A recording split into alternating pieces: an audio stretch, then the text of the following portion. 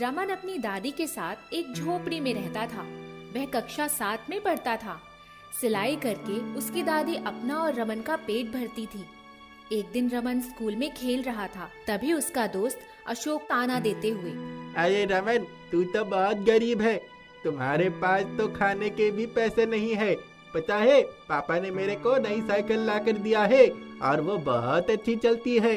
पर तू तो साइकिल के बारे में सोच भी नहीं सकता, क्योंकि तेरे पास तो पापा ही नहीं है। इसीलिए रमन का मन उदास हो जाता है और वह घर आ जाता है।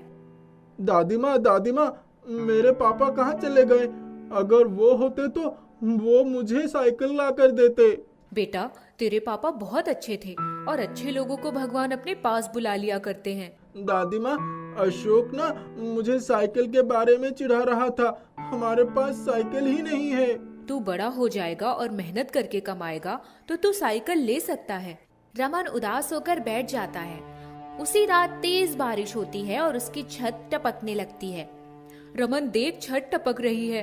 अब तो हमारा इस झोपड़ी में गुजारा ही नहीं हो पा रहा है। हम बारिश से झोपड़ी में भी नहीं बच सकते।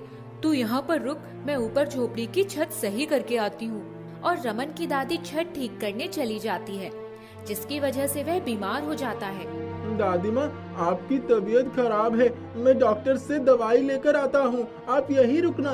नहीं रमन, बहुत तेज बारिश हो रही है और अगर तुम जाओगे तो तुम भीगकर बीमार हो जाओगे। नहीं, अभी रहने दो, मैं ठीक हो जाऊंगी। रमन पास में रह रहे अशोक से साइकिल मांगने के लिए चल पड़ता है और अशोक के घर जाता है। अशोक, अशोक, क्या हुआ? इतनी रात को मुझे क्यों बुला रहा है, और वो भी इतनी बारिश में?